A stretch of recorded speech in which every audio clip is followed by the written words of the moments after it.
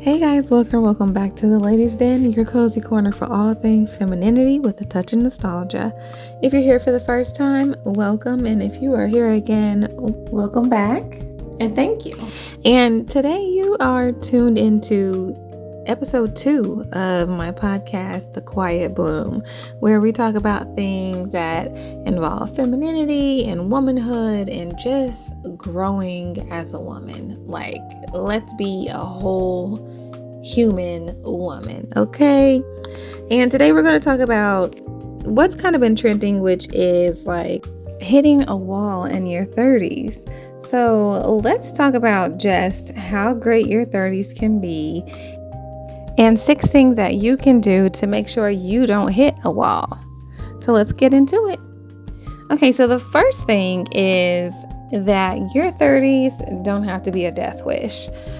Being 30 is just a complete time of like reconstruction. You're finding out kind of who you are as a person.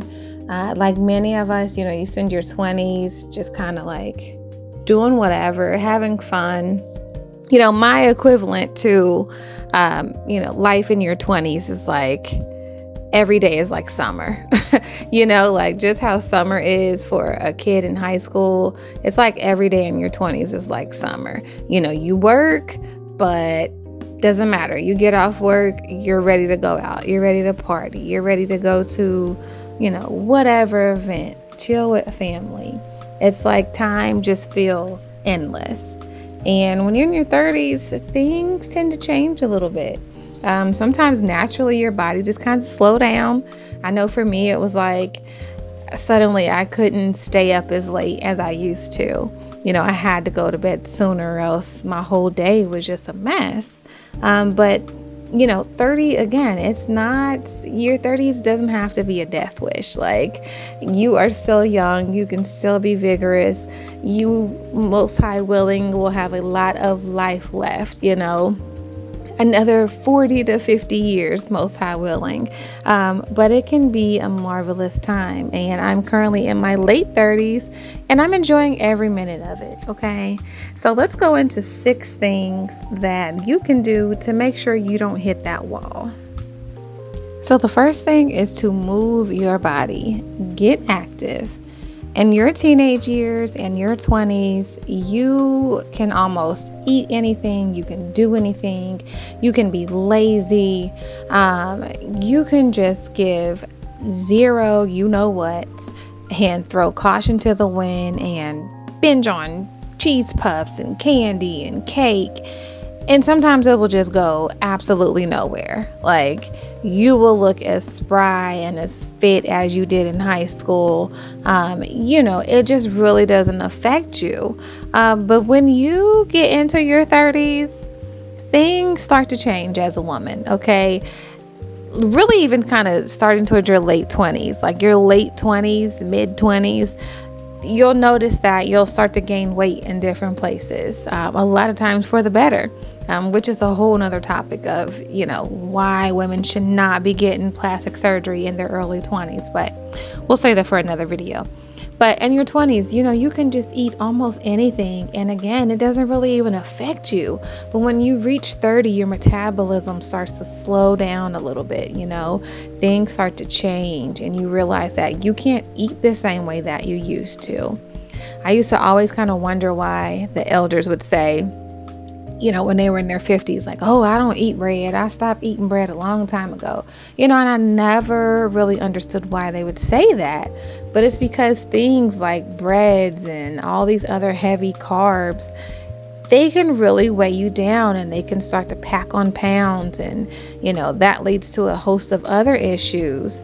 And when you're in your 30s, you kind of realize that happens. So it is ideal that if you are in shape and you're fit in your 20s, that you continue to work out, continue to keep the weight down, build muscle so that you're always actively burning, and get into one of the best shapes of your life.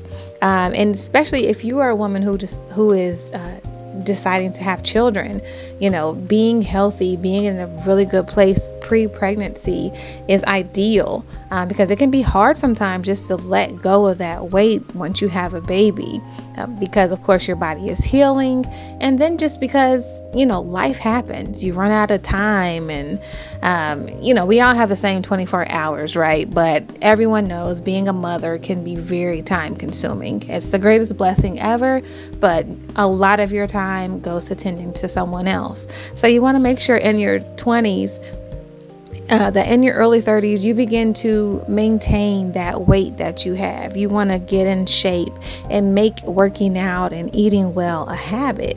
That way, as you get older and you continue to age, you're not trying to undo all the bad that you did in your earlier years. And by then, sometimes it's really going to be hard to make changes. So get active in your 30s. Number 2 is to reevaluate your beliefs, be it religion or relationships.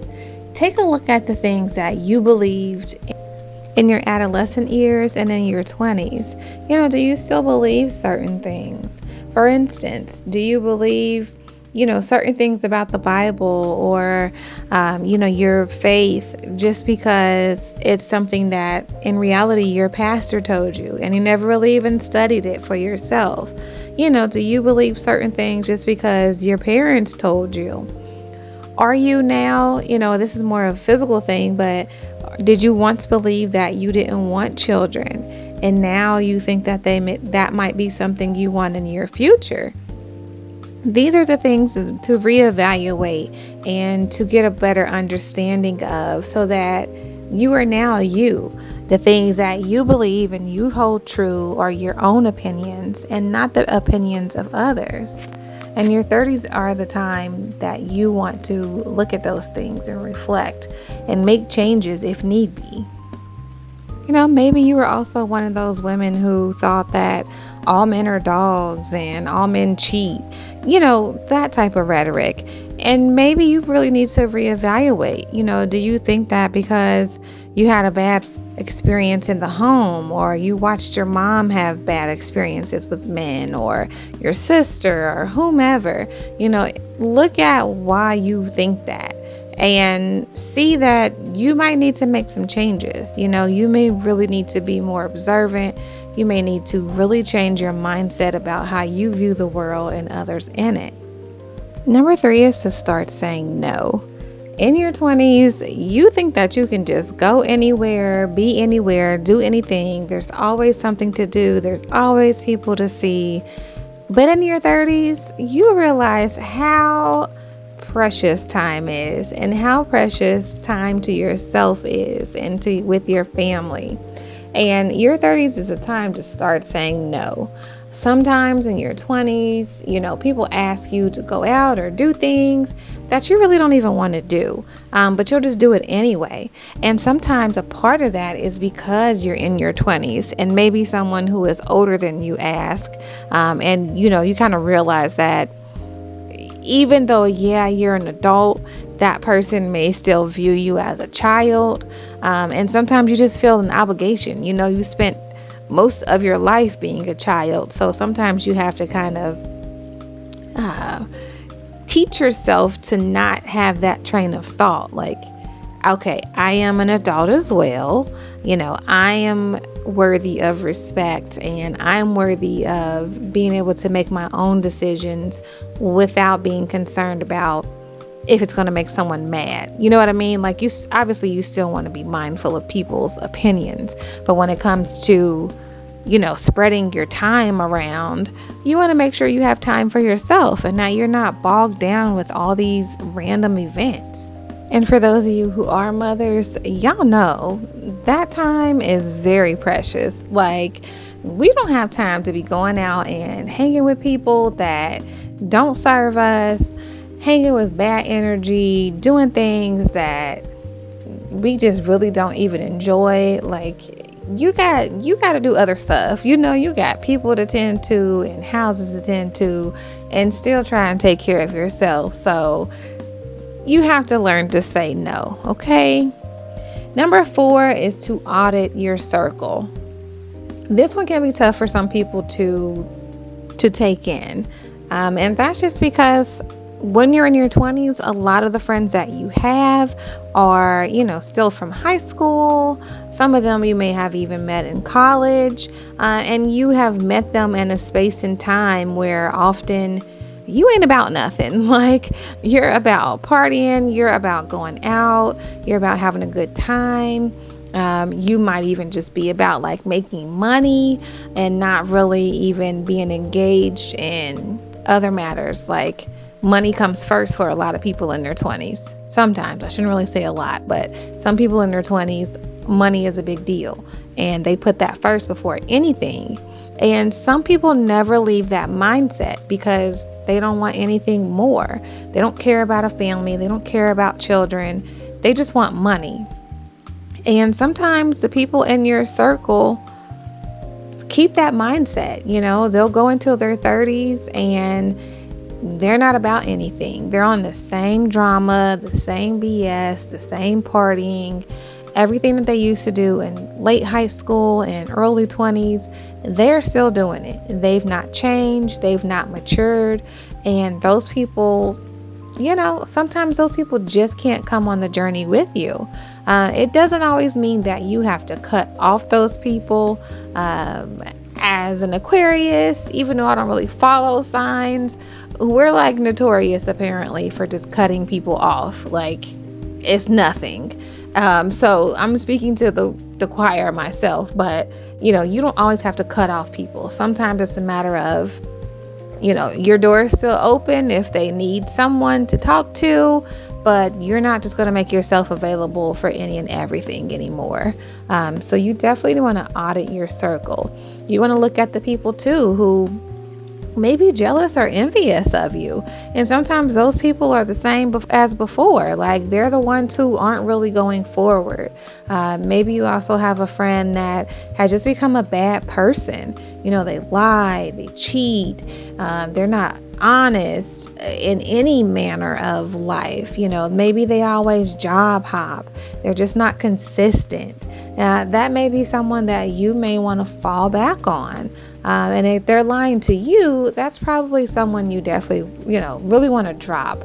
You can always try and like address the situation, but often if the person is like a compulsive liar, they're not going to change. They're going to lie and tell you that they will, but they're not really actually going to do it.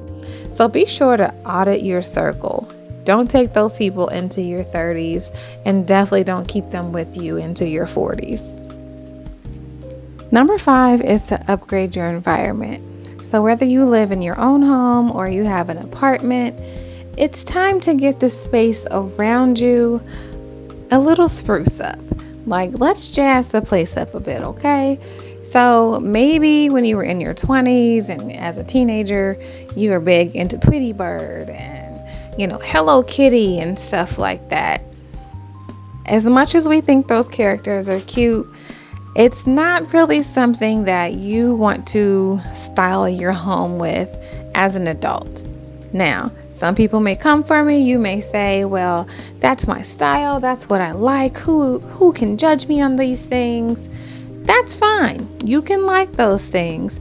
But just know that when your home is decorated like that, it comes off as immature. Okay? Those things are things that children have. And unfortunately, when you're in your 30s, you're like an official adult. In your 20s, yeah, you're an adult, but people still tend to view you as, oh, you're in your 20s. What do you know? They look at you like you're just super young. You don't know too much.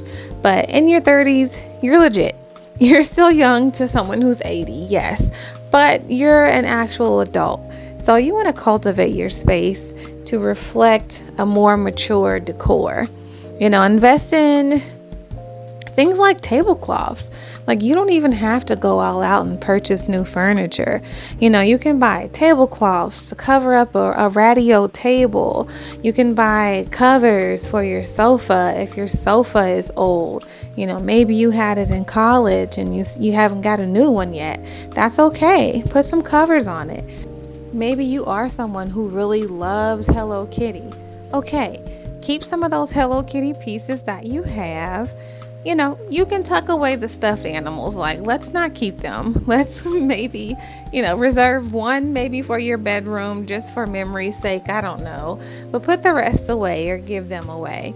But if you are someone who maybe, again, really loves Hello Kitty, try things like incorporating the colors of Hello Kitty into your environment. So, for instance, start with a neutral palette. I know the girlies love grays and whites and no color.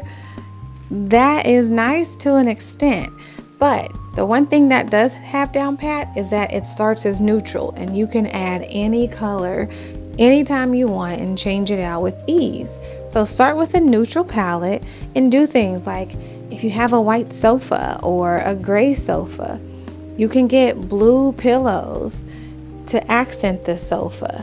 Maybe you have some artwork that has yellow in it, like Hello Kitty shirt. You can do that, incorporate that into your house. The red, you can also have a red pillow or a red rug or however. Maybe even have pillows that have all three colors. Not Hello Kitty printed, but it incorporates those colors into the design. You can do things like that and make it look more adult, but still kind of have a little ode to the Hello Kitty colors that you love so much. Even if you're looking at the Hello Kitty that's like pink, you can do the same thing. Like, bring in some of those pink, but make it as an accent, not over the top and just so immature that when people walk into it, they think they're walking into KB Toys. You don't want that to happen. Now, let's say you're like, hey, I love Hello Kitty. I'm not letting it go. I love Star Wars. I'm not letting it go. Fine. Bring that into your decor, but do it tastefully. If you have like the little miniature, figures or whatever, put them in a nice display cabinet so that they're presented in a more mature way where people can say like, oh, okay, you're into this, but look how tactful it is. Look how tasteful it looks in your home. It doesn't, again, just look like some children's store. Maybe you're into certain movies or whatever, and that's, a really big part of you. Put your movie posters in frames and hang them up. That way, you're still showcasing your personality. You're showcasing your favorite films, but you're doing it in a more, art type of way. And, it's more eclectic and versus childish. And again, some people really feel differently about this too. And to each her own, but these are just my thoughts and opinions about it, because I feel like it just kind of happens naturally. Even as you're a young girl, you kind of get to a point where you stop playing with dolls. You may really enjoy playing with dolls, but you realize my friends don't play with them, and the people who do play with them kind of get picked on. That is natural. It doesn't mean that that's right for that person to get picked on, but that is natural. There's certain things that you're just going to get over, and there's certain things in life that are always going to seem a bit immature when you reach a certain age.